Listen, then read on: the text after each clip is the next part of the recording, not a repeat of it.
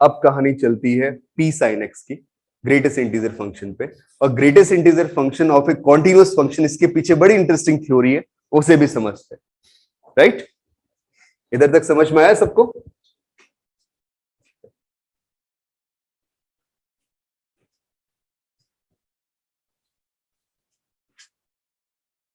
तो फोर्थ वाला एग्जांपल शुरू करने से पहले अपन एक नोट लिखेंगे, बड़ा इंटरेस्टिंग नोट। जब भी ग्रेटेस्ट इंटीजर फंक्शन आए तो आपके दिमाग में सारे के सारे पॉइंट्स आने चाहिए। राइट, तो हम फंक्शन के मैक्सिमम मिनिमा की बात भी करेंगे और उसके अलोंग उसके कॉरेस्पॉन्डिंग डिसकंटिन्यूटी की बात भी करेंगे। ठीक है, तो आई थिंक इतना इरेज कर सकता हूं मैं।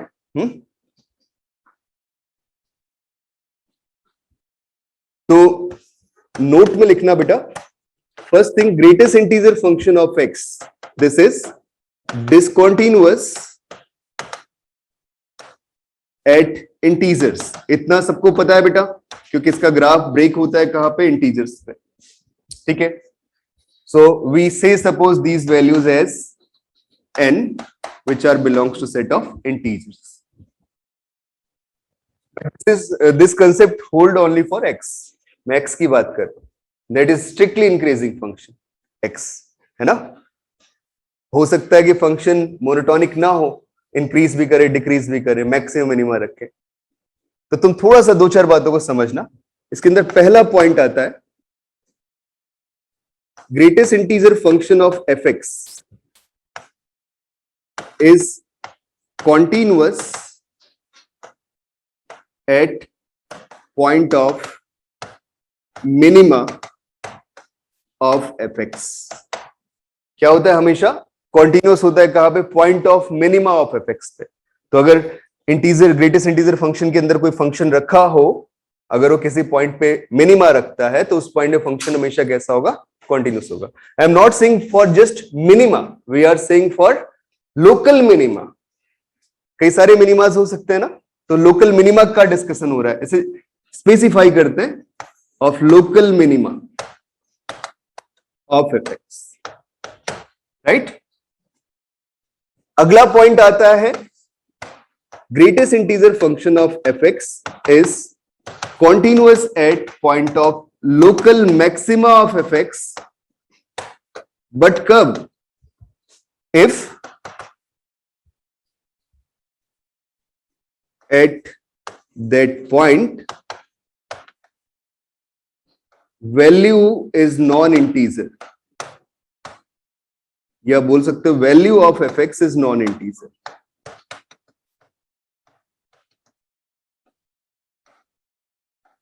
ये सारे परसेप्शंस में क्यों दे रहा हूं आपको, उसके ऊपर बेस्ड एग्जांपल दूंगा जिससे सारी चीजें क्लियर हो जाएगी। ठीक है ना? क्या स्टेटमेंट दिया बेटा? Greatest integer function of fx is continuous at the point of local maxima of fx, but क्या कंडीशन रख दी? if at that point, जिस पॉइंट पे आपको लोकल मैक्सिमा मिल रहा है, उस पॉइंट पे फंक्शन की वैल्यू नॉन इंटीजर मिले। राइट, क्या मिले? नॉन इंटीजर मिले। इसी के साथ में तीसरा पॉइंट आता है, if fx is discontinuous, this is discontinuous at point of local maxima of fx, if at that point fx has integral value,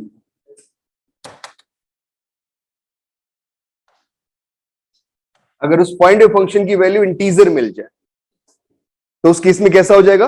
discontinuous हो जाएगा। मतलब अब क्या हुआ कि कोई भी कॉन्टिन्यूअस फंक्शन मिला ना आपको, अब उसका ग्रेटेस्ट इंटीजर निकाल रहे हो तो सारी बातें दिमाग में आ गई कि कहां पर डिसकंटीन्यूअस होगा। कई बार क्या करते हैं अपन, बार बार ग्राफ बनाते हैं, वो भी कई बार टाइम टेकिंग होता है।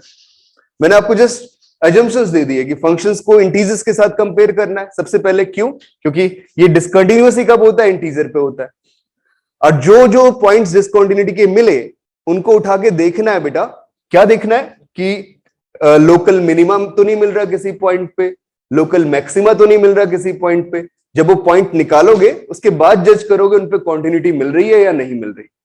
ठीक है, जैसा एग्जांपल फोर्थ है, that is very interesting example, इसे समझते हैं। मैंने क्या कहा, greatest integer of p sin x where p is prime and your interval is, और यू में से डोमेन इज 0 to pi। ठीक है, तो ग्राफ बनाते हैं और बेटा समझते हैं इसको। इरेज कर दो ना ये सारे नोट्स जितने पॉइंट लिखे थे। थर्ड पॉइंट रहने देना। हाँ बेटा, थर्ड पॉइंट नहीं हुआ मेरा। अच्छा, अब तुम थोड़ा सा जल्दी से सोचो, दिमाग लगाओ, p sin x के बारे में क्या कह सकते हो, कब कब इंटीग्रल वैल्यूज ले रहा है, किन किन पॉइंट्स पे डिसकॉर्डिनेटी। हाँ, p sin x है, p is prime, any prime number. 51 भी हो सकता है, नहीं 51 तो प्राइम होता ही नहीं है, 17 भी हो सकता है। चलो हाँ हाँ, sin x 2/p भी हो, 3/p भी हो, सब सोचो, सब सोचो, दिमाग लगाओ। कितने पॉइंट, p माइनस 2 पॉइंट्स, कुछ कम पड़ रहे हैं यार।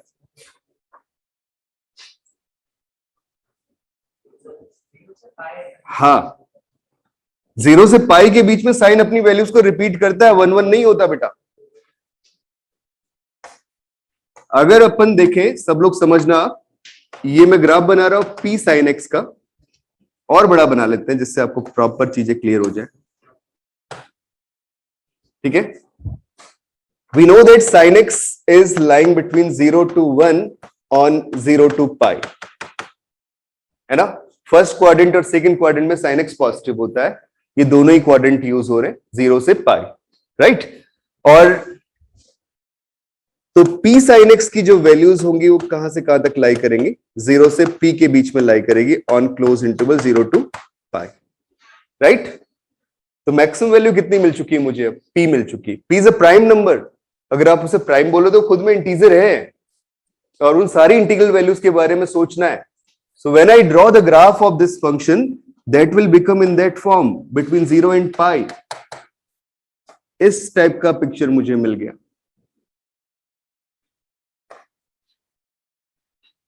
है ना बेटा, ऐसा ही मिल गया, मिला। जो पीक पकड़ा इस फंक्शन ने किस पॉइंट पे पकड़ा है, π/2 पे पकड़ा है।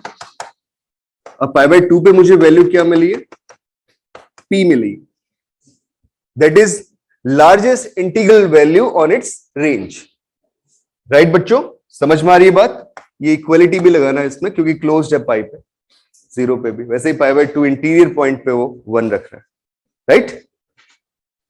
अब 0 से p तक कितने इंटीग्रल वैल्यूज है,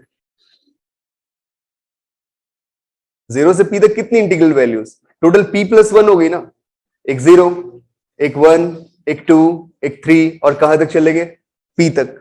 तो सारी की सारी इंटीग्रल वैल्यूज को काउंट करते चलो बच्चों, कौन कौन सी मिल गई, 0 के बाद 1, then 2, then 3, then 4 and so on, यहां पे कहीं पे p - 1, राइट। इन सब के कॉरेस्पॉन्डिंग बड़ा मजेदार काम हो रहा है। We have 2 points of discontinuities, गौर से देखो।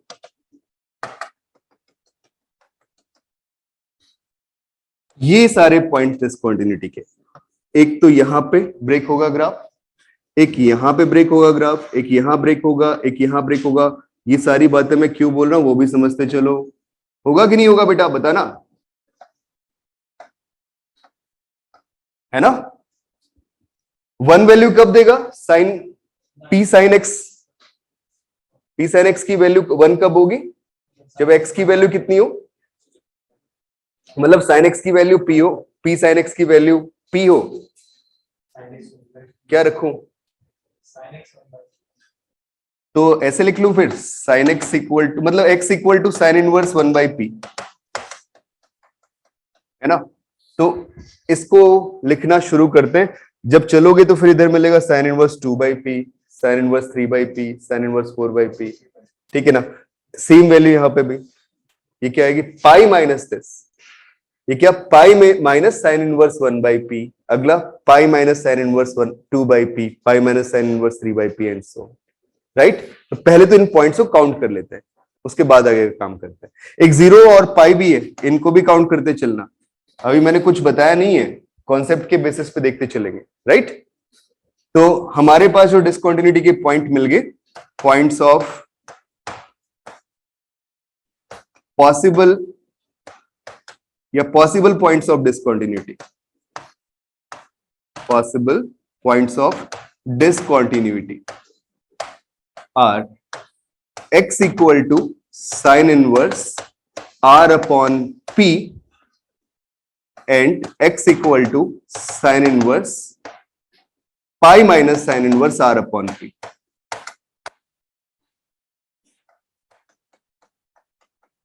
Where the value of r is lying between 0 to p minus 1. ठीक है, या p ही लिख लो बेटा, कोई फर्क नहीं पड़ता। अगर p लोगे तो कितना मिल जाएगा, sine inverse p by p, that is sine inverse 1 pi by 2। यहां से भी पाई माइनस साइन इनवर्स 1, फिर से पाई बाई 2, राइट। तो पाई बाई 2 पॉइंट कॉन्साइड कर गया।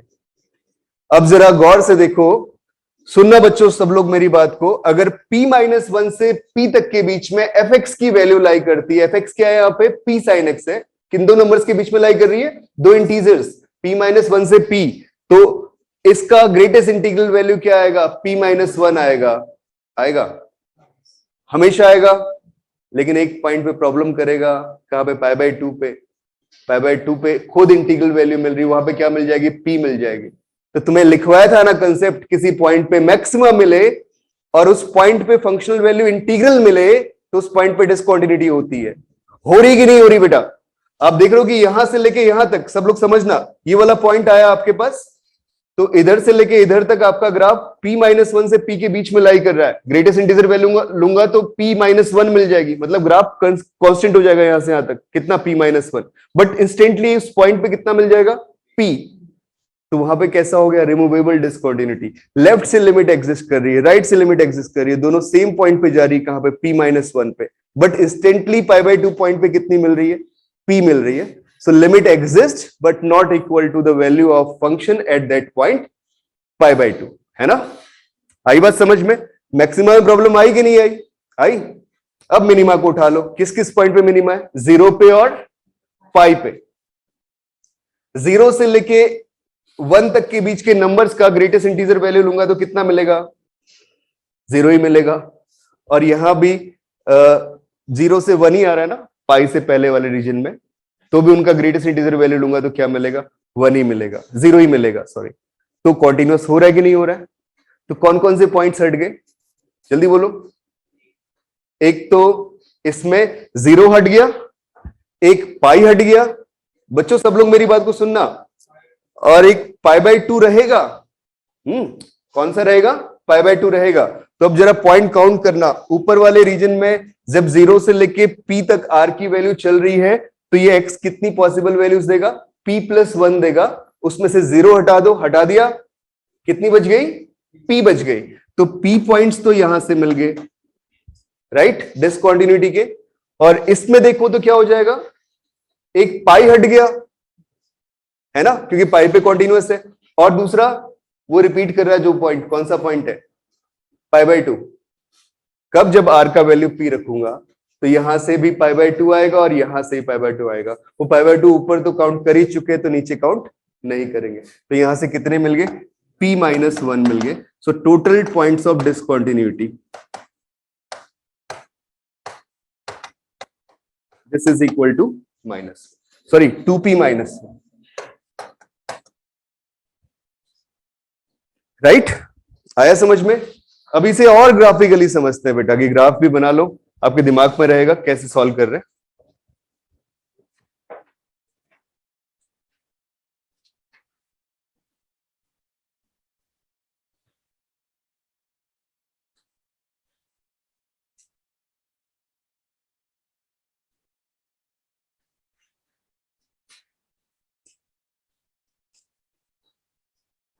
तो ये वाला फेवरेट क्वेश्चन है जो मैंने अभी करवाया।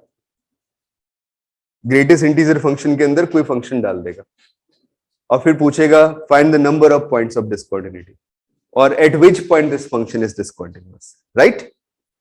ठीक है।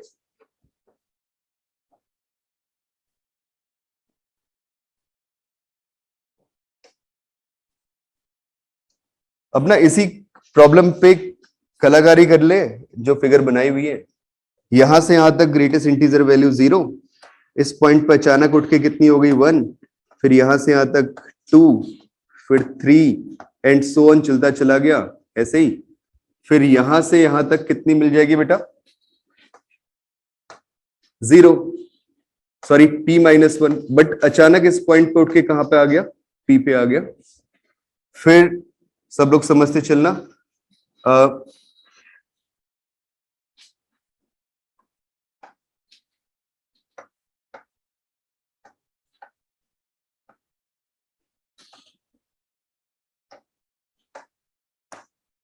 इस टाइप का ग्राफ मुझे मिल रहा है जो मैंने बाद में ड्रॉ किया। बच्चों विजिबल है ना? जितने लोग ऑनलाइन है सबको? Yes sir. Yes sir.